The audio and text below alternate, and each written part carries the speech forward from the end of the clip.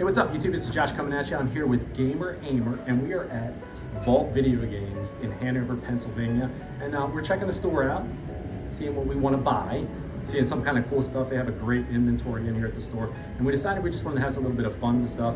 And we're going to recommend 3 games. We're going to search through the store and recommend 3 games for each other to have some fun with. Stay tuned.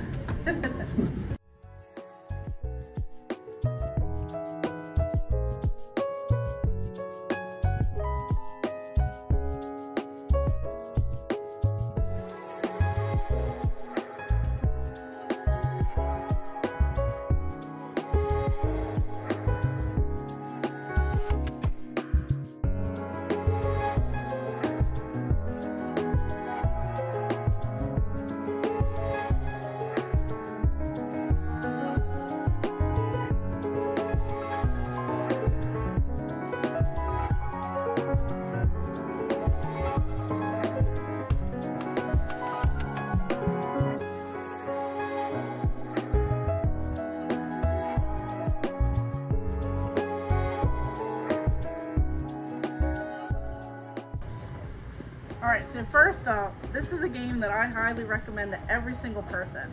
So this is going to be Split Second. They have it for the Xbox 360 and the PlayStation 3.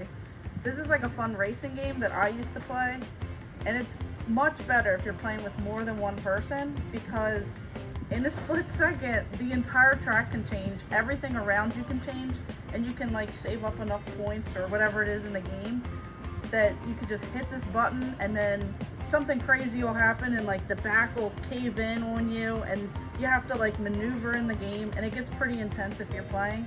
And then the first person, you know, like single player mode is also fun because they have different things with like airplanes and all this like crazy stuff going on. But this is a fun game. Very cool. This is one that I've actually never played before, so that's a good recommendation. Yep. And I think I'll pick it up. You can get it on Xbox 360, the PS3. So whichever. I wonder if this one is backwards compatible for the Series X or not. Some are, some aren't, but either way, sounds like a really cool one. Yeah. The game that I recommend on the original Xbox is Black. This is a first-person shooter, destructible environments. I actually just played through this game last year for the first time, and this one is backwards compatible on your Series X. So you can play it on the original hardware or the Series X. That probably is even backwards compatible for the 360. Excellent shooter. The pacing of the game is perfect.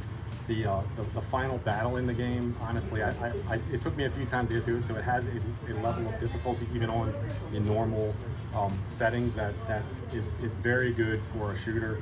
You definitely recommend it. Have you ever actually played this game or not? I don't think I've sat down to play it, but I think I've heard some things about it. This one is a top-tier shooter that's often overlooked because it released late in the life of the original Xbox, so definitely recommend this one. Okay.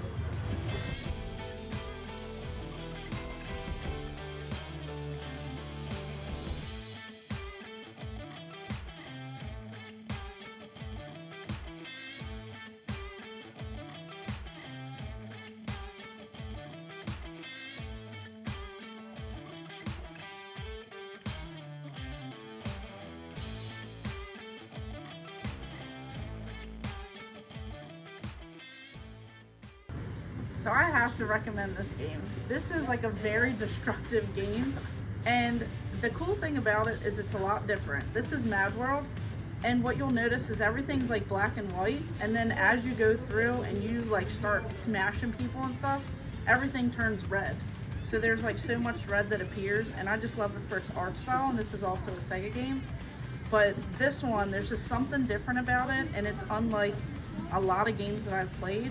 And if you just enjoy like just something where you can just sit down and just continuously play through and just relax. Have you played it? I have. I actually own that one. I have not played through it. Okay. I played a little bit of the intro of it, and you're right, it's got a very unique art style to it, yes, with the black and white and then the red. It's very gory. It's an M-rated game, which you don't see a whole lot of on the Wii. Yeah. It's definitely one that if you're an adult and you're on the Wii and you want to get a little bit more out of it, you might want to take a look at it for sure. Yeah, I love that. I had a conundrum here as to which game I wanted to recommend. I was back and forth between the two, but I have to recommend this game right here if you have never played it. This is Ghostbusters, the video game for the PlayStation 3. I don't know if they made this for the 360 or not. They did make a port for the Wii, but it's not exactly the same game. This game, though, is part 3 of the original Ghostbusters films. The script was originally written to be part 3 of it. They never used it, so they moved it into the video game form. It has all the original cast members, all 4 of the original Ghostbusters, has voices in it, and it has an excellent, unique story. A lot of fun to play through it as well. You do really, truly feel like you're a Ghostbuster when you play through it. Have you ever played this one? Unfortunately, on the Wii. Okay. And I wish I would have played like a different version of it. Just because because of the system limitations, they had to kind of downgrade it a little bit for the Wii. I've never played it on the Wii. I don't know if it's the exact same storyline that they used or not, but I'm not sure. The most excellent game for real, and it's not that expensive, honestly, to pick up. So if you get a chance, definitely check this one out.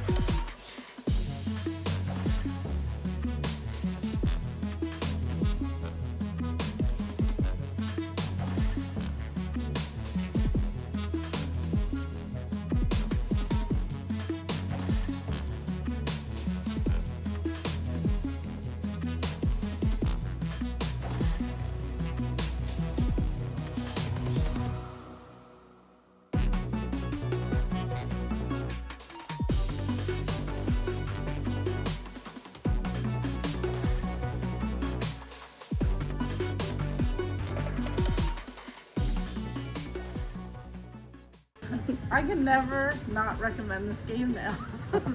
So this is SpongeBob SquigglePants.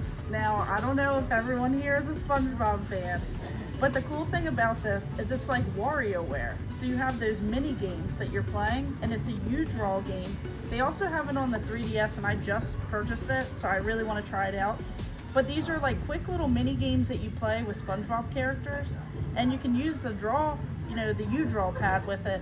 But it's like so quick pace, and it really gives me those vibes. And for like less than $7, I feel like this is like a hidden game that people just don't know about.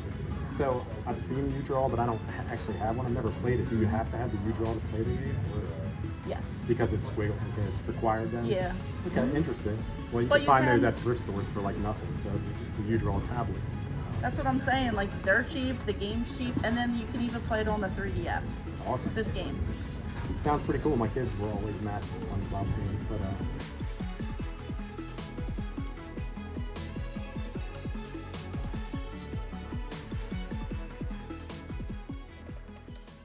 so I had to have them pull this one out of the case, but this is an original Nintendo game. This is King's Knight. This is a Square game by the folks that are famous for the Final Fantasy series back in the day. This is actually an oddball kind of game. The first time I played it, I didn't care for it at all. I thought it was just kind of cumbersome in the way that controlled. But it's a vertical shmup. You play as a knight, which is odd because you wouldn't think I'm a knight if it's going to be a shmup. But you shoot up this. It's like a destructible environment that you have to shoot up as you go along. And of course, there's all kinds of enemies that are shooting stuff at you, and there's different power-ups you can get as you clear through the environment, and you have to progress through each level. There's key items that you have to find in order to progress through to the next level. You play as a knight in one level, you play as a wizard in another level, and different things like that as you go along. I've never actually completed the game, but it's definitely one that I would say is kind of, I don't want to use the hidden gems term, right? But it's one that a lot of people don't play, and if you like shmups, you definitely would enjoy this. Yeah, I'd probably love that game, but like looking at the cover, you would never. You would not think. You think it's like some sort of like dungeon-esque or like some adventure style game or like something weird like that. Absolutely, you'd say King's Knight, there's a knight, and it's made by Square, who makes RPGs, so it's got to be an RPG. Yeah, right? it's something. It's not. So far from it, but definitely one that's pretty cool to check out, and it's not that expensive. I mean, they have theirs on here around $15. You can probably find it anywhere in that $10 to $15 range. So, well worth it.